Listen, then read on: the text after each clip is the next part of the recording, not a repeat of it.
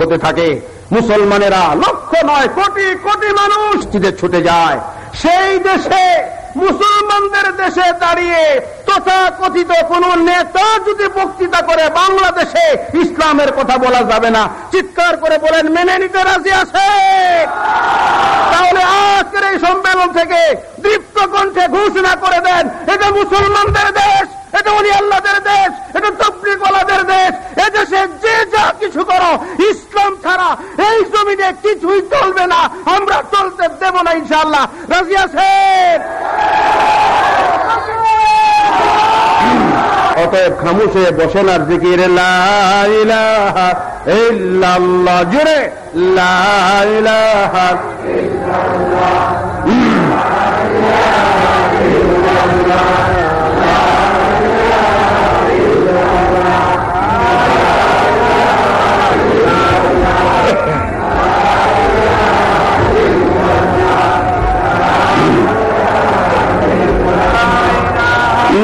কাজে বিসমিল্লাহ, দো জাহানের মালিক যিনি, সবকিছুতে সে আল্লাহ। সুবহানাল্লাহ, আলহামদুলিল্লাহ, লা ইলাহা ইল্লাল্লাহ, লা ইলাহা ইল্লাল্লাহ, সুবহানাল্লাহ।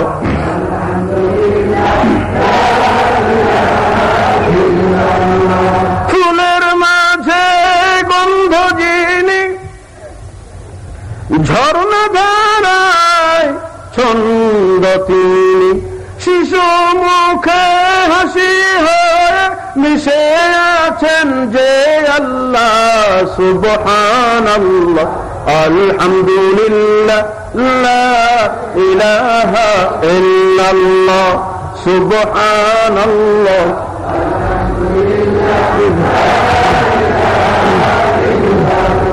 লা ইলাহা ইল্লাল্লাহ, মুহাম্মাদুর রাসূলুল্লাহ সাল্লাল্লাহু আলাইহি ওয়াসাল্লাম। তাহলে সালাম দিয়ে আমি কথা শুরু করেছিলাম, সালাম দিয়ে, মনে আছে তো? সালাম কায়েম করো, কোরআন এবং হাদিসে আছে। নামাজ কায়েম করো, যেই রকম তাগিদ এসেছে তদ্রুপ সালাম কায়েম করো, সালাম কায়েম করো, হাদিসেও আছে। নবীদের নবী, নবীদের দলপতি, বিশ্ব সভার সভাপতি নবী মুকাররম হুজুর আকরাম, জোরে জোরে বলেন সাল্লাল্লাহু আলাইহি ওয়াসাল্লাম।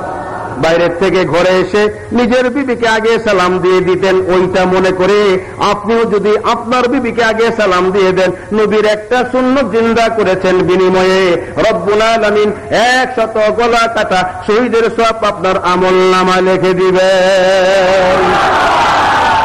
দেখেন ইসলাম কত সুন্দর জিনিস, আর বিবিকে সালাম দিলে কত বড় লাভ। স্বামী স্ত্রীর ভিতরে আমল করে দেখেন না, জান্নাত কত তাড়াতাড়ি। আমি কিন্তু বলেছিলাম জান্নাত দিব, মনে আছে তো? ভুলে গেলে ফকির সাহেব মনে করাই দিবে যে জান্নাত দেন আগে। আল্লাহ দেন জান্নাত, আল্লাহ দিবেনও জান্নাত। তবে আর একটা ফজিলতের ওয়াজ করে দেই, সালাম অনেকে ইচ্ছা করে দেয় না, পেতে চায়, কিন্তু সালাম দেওয়ার ভিতরে লাভ বেশি।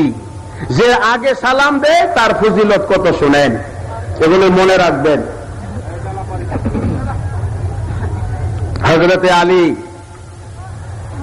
এবং হযরতে আবু বকর রাদিয়াল্লাহু তাআলা আনহুমা, নবীর দুইজন বিশিষ্ট সাহাবী, চিনেন তো? কেমনে চিনেন? শুনেছেন। এই সামনের কয়েকজন শুনেছেন, চিনেন, পিছনেরা চিনেন না?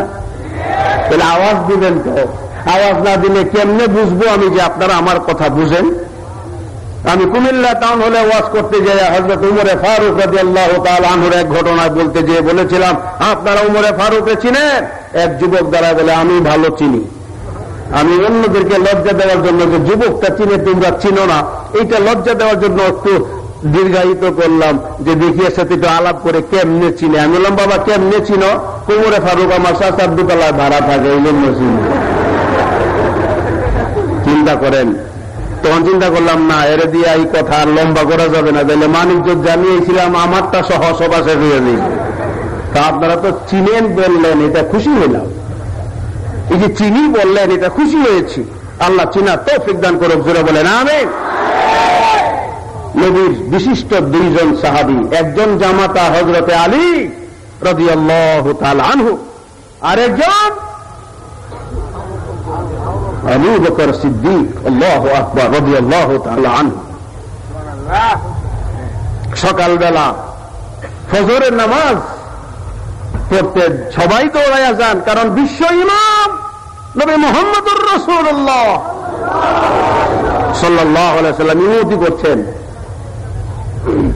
হযরতে আবু বকর, হযরতে আলী রাদিয়াল্লাহু তাআলা আনহুমা দুইজনের সঙ্গে দেখা হয়ে যায় প্রতিদিন ফজরের সময়।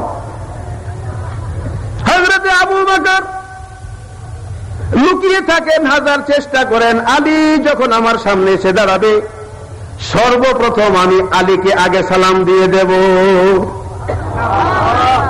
কিন্তু পারে না। যেই সামনে জট করে আসে হযরতে আলী আগে সালাম দিয়ে দেন, আসসালামু আলাইকুম ওয়া রাহমাতুল্লাহ। একদিন তার উল্টোটা হয়ে গেল, হযরতে আবু বকর সামনে দাঁড়িয়ে আছেন, সালাম দেয় না, কারণ ব্যর্থ চেষ্টা করে লাভ নাই। হযরতে আলী সামনে আসছেন, হযরতে আবু বকরও যাচ্ছেন, হযরতে আবু বকর সালাম দেন না, কারণ লাভ নাই, আলী তো আগে সালাম দিয়ে দেয়, কিন্তু না, শরীরে লেগে গেল। ওই দিন হযরতে আলী আর আবু বকরকে সালাম দেয় না। নবীর কানে কেন হলো, জবাব দাও। হযরতে আলী কেঁদে দিয়া বলেন, আল্লাহর নবী গো, আমি কোনো বেয়াদবি করি নাই। গত রাতে স্বপ্নে দেখলাম যে ব্যক্তি আগে সালাম দিবে, রব্বুল আলামিন জান্নাতের উপরে আরেকটা বালাখানা, ওই বালাখানার গেটে লেখা আছে যে ব্যক্তি আগে সালাম দিবে আল্লাহ তাকে সেই বালাখানা দান করবে। ইয়া রাসূলুল্লাহ, ইয়া হাবিবাল্লাহ, আমি ইচ্ছে করে আবু বকরকে সালাম দেইনি, কারণ আবু বকর অনেক ভালো মানুষ, আমাকে আগে সালাম দিয়া ওই জান্নাতের উপরের বালাখানার মালিক তিনি হইয়া যান। এই যে আরেকজনকে দেওয়া, নিজে স্যাক্রিফাইস করা, এটা আল্লাহ পাক এই চরিত্রকে কোরআনে নিয়ে আসলেন। ওয়ায়ুসিরুনা আলা আনফুসিহিম ওয়ালাউ কানা বিহিম খাসাসা। মুসলিম জীবনের বৈশিষ্ট্য হলো নিজের শত প্রয়োজন থাকা সত্ত্বেও অন্যের প্রয়োজনের আয়োজনে আত্মনিয়োগ করা। আমার না, তোমার। তোমার আগের আন্দোলন ছিল তোমার, আর এখনের আন্দোলন হলো আমার আমার আমার। কিরকম? হযরত উমর ফারুক রাদিয়াল্লাহু তাআলা আনহু জামানায় কোনো বিচার নাই, হঠাৎ করে এক বিচার এসেছে। তিনি খলিফাতুল মুসলিমিন, আমিরুল মুমিনিন হযরত উমর ফারুক, যার তর্জনী হেননে গোটা পৃথিবী থরথর করে কাঁপে। নীলনদ পানি শুকিয়ে গেল, খবর এলো, তিনি চিঠি লিখলেন, হে নীলনদ, আমি উমরে ফারুক চিঠি দিলাম, তোমাকে আল্লাহ পাক মানুষের উপকারার্থে সৃষ্টি করেছে, কেন তুমি শুকিয়ে গেলে? আমার চিঠি তোমার পেটে পড়ার সাথে সাথে পানি দিয়ে নীলনদকে ভরপুর করে দিও। ইতি উমরে ফারুক। পুত্রবাহক নীলনদ থেকে ফেরত এসে কাঁদতে কাঁদতে হযরতে উমরে ফারুক রাদিয়াল্লাহু তাআলা আনহুর দরবারে দাঁড়াইয়া জবাব দিতে লাগলেন, ওগো আমিরুল মুমিনিন, আপনার দেওয়া চিঠি নীলনদে পড়তে দেরি হয়েছে, পানিতে ভরপুর করে দিতে নীলনদ দেরি করে নাই। কেমন মনে করেন? এত বড় সেই উমরে ফারুকের খেলাফতের সময় বিচার এলো, রাগ হয়ে গেলেন। যেখানে হায়াতুন নবী, বিশ্ব মানবতার মহানবী, শোষিত নির্যাতিত নিপীড়িত মানবতার মহানবী, নবী মুকাররম হুজুর আকরাম, হুজুর আমি তো জমিন কিনেছি, এই গুপ্ত ধন তো কিনে নেয়, ফেরত নিতে গেছি, হ্যাঁ ফেরত নেয় না। হযরত উমর ফারুক কাঁদতে শুরু করলেন, তরবারি ফেলাই দিলেন। যে সুবহানাল্লাহ, আরেক ঘটনা। সুবহানাল্লাহ বলেন, সুবহানাল্লাহ বলেন। সুবহানাল্লাহ কইবেন না, 5 টাকা পাইলে পিছনে ভালো করে জুতার নিচে ফেলায়, আপনি তো জান আমার পেটে কামড় দিস। সত্য না মিথ্যা? এগুলো শুনেন আর ইমানকে তাজা করেন। আল্লাহর নবী বলেছেন, আসহাবিকান নুজুম বিআইয়িহিম ইক্তাদাইতুম ইহতাদাইতুম, আমার সাহাবীরা হলো আকাশের উজ্জ্বল নক্ষত্রের মতো, যে যার অনুকরণ করবে হেদায়েত পেয়ে যাবে। বলে এবার তোমার কি ব্যাপার বলো?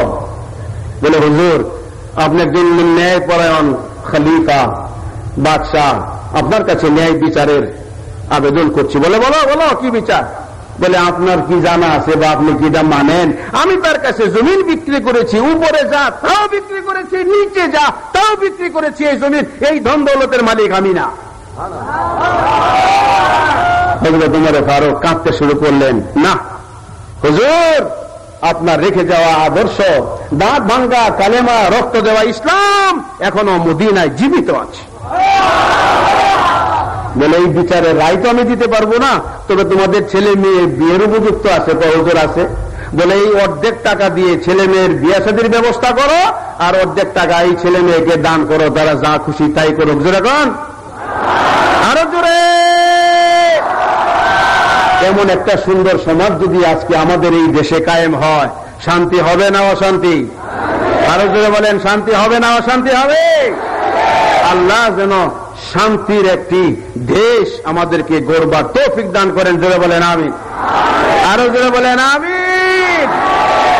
আবার জোরে জোরে লা ইলাহা ইল্লাল্লাহ, লা ইলাহা ইল্লাল্লাহ, লা ইলাহা ইল্লাল্লাহ, লা ইলাহা ইল্লাল্লাহ, লা ইলাহা ইল্লাল্লাহ। এই মাহফিলের যে ইন্তজাম করেছেন, এটা লাভটা কি আর লসটা কি শুনেন। এই যে কালেমার জিকির করলেন, হাদিস, আল্লাহর আরশের সামনে একটা নূরের খুঁটি আছে,